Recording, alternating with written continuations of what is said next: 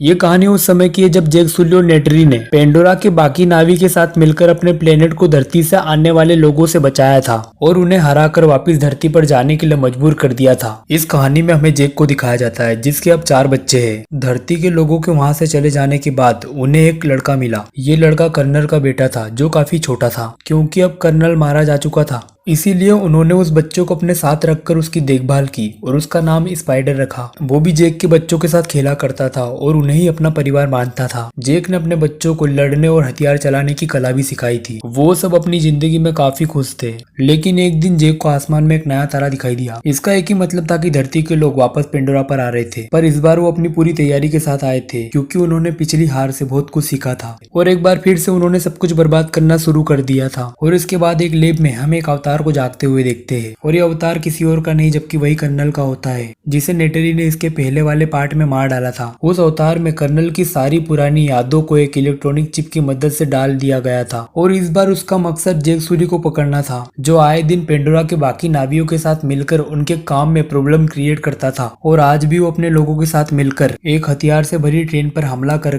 हथियारों को लूट लेता है। वहीं पर हम उसके दोनों बेटों को देखते हैं। वो भी अपने डैड की तरह ही काम करना चाहते थे और वो भी वहाँ पर हथियारों को लूटने के लिए चले जाते हैं। और वहीं पर एक हवाई हमला हो जाता है जिसमें उसका एक बेटा घायल हो जाता है, लेकिन उसे कुछ नहीं होता और तभी जैक उसे घर ले आता है। वहाँ पर बहुत सारे नावी पहाड़ों की गुफाओं में छुपकर रहा करते थे क्योंकि इंसानों ने आकर उनके घरों को तबाह कर दिया था। वहाँ पर जैक अपने बेटों को बहुत डांट लगाता है क्योंकि उसके मना करने पर वो उसके पीछे गए थे। अब कर्नल और उसके बाकी साथी एक बेस पे पहुंचते हैं। वहाँ की जनरल उसे बताती है कि जैक अब आए दिन उनके लिए मुसीबत बनते जा रहा है और अगर वो चाहते कि पेंडोरा इंसानों के रहने लायक बने तो उन्हें जैक को पकड़ना होगा। इसके लिए उसकी आर्मी बहुत दिनों से कोशिश कर रही थी, लेकिन उन पहाड़ों में उसे ढूंढना बहुत ही मुश्किल हो रहा था। कर्नल अपने साथियों के साथ मिलकर उसकी तलाश के लिए जंगल में चला जाता है। वहीं पर जैक के सभी बच्चे घूमने के लिए आए हुए होते हैं। वो कर्नल उस जगह पे जाता है जहाँ पर पिछली बार नावी लोगों से उसकी लड़ाई हुई थी। वहीं पर जैक के बच्चों की नजर उन पर पड़ जाती है और वो ये बात जैक को बता देते हैं। जैक उन्हें कोई भी हरकत करने से मना करता है और चुपचाप वहाँ से निकल जाने को उन्हें कहता है। वो बच्चे जैक की बात मानने के बाद वहाँ से जाने को लगते हैं, लेकिन तभी उनके सामने कर्नल और उसके आदमी आ जाते हैं और उन्हें पकड़ लेते हैं।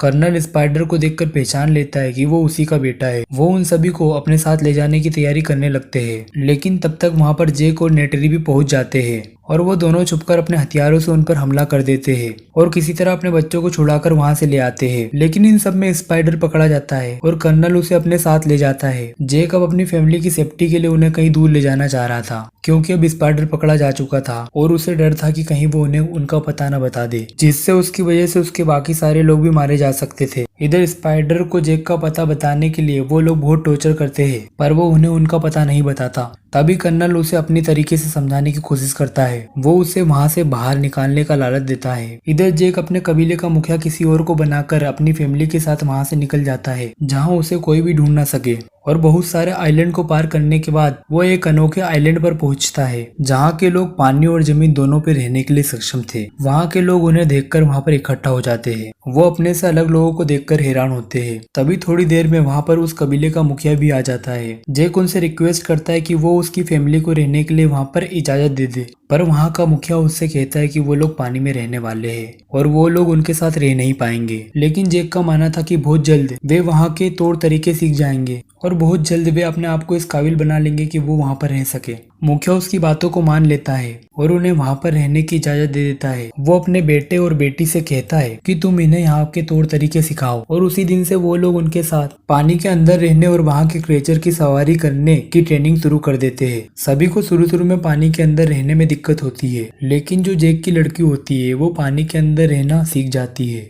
जैक भी वहाँ के मुखिया के साथ पानी के अंदर रहने वाले क्रिएचर की सवारी करने की ट्रेनिंग करता है, पर उसे भी स्टार्टिंग में काफी दिक्कत होती है। जैक के बच्चे भी वहाँ पर सब कुछ धीरे धीरे सीखने लगे थे। एक दिन मुखिया का बेटा और उसके दोस्त जैक की बेटी किटी की हरकतों का मजाक उड़ाते हैं, जिसकी वजह से उनकी किटी के भाई रॉक और निटेन से लड़ाई हो जाती है। बाद में जैक अपने बेटे को समझाता है कि उन्हें वहाँ पर रहना है और इसीलिए वो सबसे दोस्ती बनाकर रखे। अगले दिन रॉक्स जाकर मुखिया के बेटे से माफी मांगता है और उसके तरफ दोस्ती का हाथ बढ़ाता है, पर वो उसका दोस्त बनने का नाटक करते हुए उसे लेकर एक जगह पर आता है और उससे कहता है होता है कि यहाँ पे वो लोग शिकार करते हैं, लेकिन जब रोक शिकार करने के लिए जाता है तब वो उसे अकेला छोड़ देते हैं और वहाँ से चले जाते हैं। वो देखता है कि वहाँ पर वो अकेला बचा है, बाकी सारे उसे छोड़कर चले गए हैं। तभी थोड़ी देर में वहाँ पर एक मछली उस पर हमला कर देती है। वो अपनी जान बचाने के लिए वहाँ से भागने लगता है और अपने आप को एक पत्थर के बीच में छुपा लेता है, लेकिन अब उसकी सांसें खत्म हो रही थी, इसीलिए वो वहाँ से बाहर आने लगता है। लेकिन वो मछली फिर से उस पर हमला कर देती है। लेकिन जब वो मछली उसे मारने वाली होती है तभी वहाँ पर एक बड़ी मछली आ जाती है और उस मछली को मार गिराती है। लेकिन रोक्स की सांसें अब खत्म हो रही थी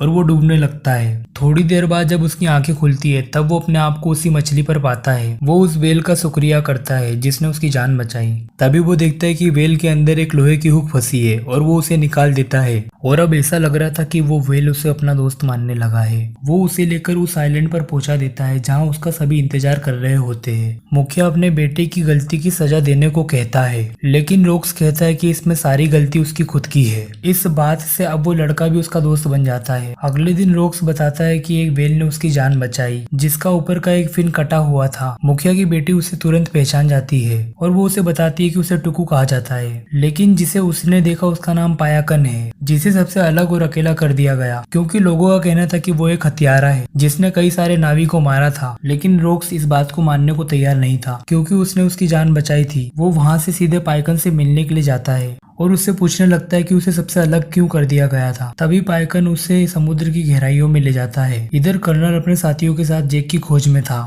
वो एक बड़े से जहाज जो टुकुन का शिकार करते थे उसके द्वारा वो हर एक आइलैंड की छानबीन करने को सोचता है और थोड़ी ही देर में वो उस आइलैंड पर पहुंच जाते हैं और वहाँ के लोगों को टॉर्चर करके जैक के बारे में पूछने लगते हैं, लेकिन कोई भी उन्हें कुछ बताने के लिए तैयार नहीं था, इसीलिए वो उनके पूरे गाँव को ही जला देता है। जैक उसी आइलैंड के दूसरी छोर पर रह रहा था। वहाँ का मुखिया उन्हें बताता है कि वो लोग उसे ढूंढते हुए उस आइलैंड तक पहुंच चुके हैं। जब गांव वाले उसे कुछ ना बताते हैं तब उसके दिमाग में एक आइडिया आता है और वहाँ पर जो टुकुन होती है उनका शिकार करने का कर्नल सोचता है और वो उनके इलाके की टुकुन का शिकार करने का सोचता है ताकि ये देखकर सारे गाँव वाले उनकी ताकत को जान सके। इधर रोक्स पायकन के साथ बॉन्ड बनाकर उसके बारे में जानता है कि उसे सबसे अलग क्यों कर दिया गया था। रोक्स उसमें देख पाता है कि कैसे हंटर्स ने उन पर हमला किया था जिसमें कई नावी और टुकुन मारे गए थे, लेकिन सभी ने उसे ही किलर समझा। इधर वो हंटर अपने आधुनिक हथियार से बड़े से टुकुन को बड़े ही आसानी से मार गिराते हैं और उसे मारकर वो उसके अंदर से एक प्रकार का लिक्विड निकालते हैं जिसको पीने से इंसान की उम्र बढ़ती नहीं थी।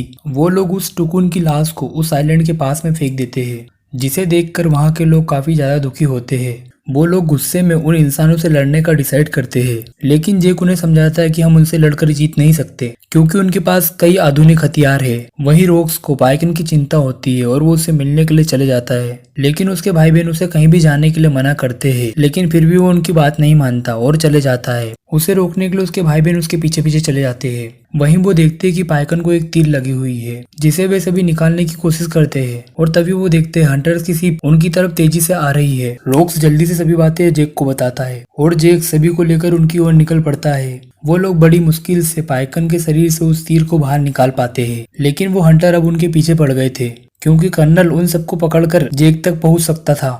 वो सब भागने की कोशिश करते हैं लेकिन फिर भी पकड़े जाते हैं। कर्नल उन सभी को उठाकर अपने शिप पर ले आता है और उन सभी को कैद कर वो जेक को बुलाता है। वो जेक को अकेला बुलाता है और जेक उसके पास अकेले जाने लगता है, पर तभी अचानक पायकन उस शिप पर हमला कर देता है और पूरे शिप को तहस नहस कर देता है। ये देखकर जेक और उसकी सेना को हमला करने का मौका मिल जाता है और वो सब उन पर टूट पड़ते हैं। नेटरी भी अपने क्रांत पर बैठकर उस पर हमला करती है। उन सब बच्चों को भी केस से छुड़ा लिया जाता है, लेकिन अब वो किटी को पकड़ लेते हैं और वो शिप भी अब टूट रही थी और किसी भी वक्त वो डूबने वाली थी। और इस लड़ाई में जेक के बड़े बेटे निटेन को भागते हुए गोली लग जाती है जिससे उसकी मौत हो जाती है। इधर जेक की बेटी कर्नल के कब्जे में थी। जेक और निटेरी अब पूरे गुस्से में उसे मारने के लिए निकल पड़ते हैं और वहाँ शिप पर पहुंचते ही वो घायल शेर की तरह उन पर टूट पड़ते हैं और वो सबको मार गिराते हैं। तभी कर्नल किटी को चाकू की नोक पर रखता है और जेक को कहता है कि अपने हथियार फेंक दो, लेकिन तभी नेटरी स्पाइडर को पकड़कर उसे मारने की धमकी देती है, जिससे डरकर कर्नल किटी को छोड़ देता है। जेक सबको जाने का बोल कर्नल से लड़ने लगता है, लेकिन अब वो शिप डूबने वाली थी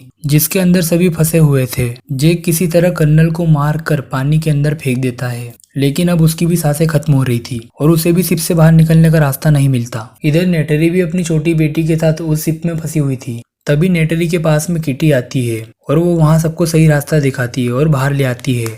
और जेक को उसका बेटा रोक्स बाहर निकाल लाता है। और इसी बीच स्पाइडर को कर्नल मिलता है, जिसे वो ना चाहते हुए भी बाहर ले आता है। वो कर्नल स्पाइडर को अपने साथ चलने को कहता है, लेकिन स्पाइडर मना कर देता है। वहीं जेक के बेटे निटेन को उनकी देवी एवा को सौंप दिया जाता है और मूवी यहाँ पर खत्म हो जाती है।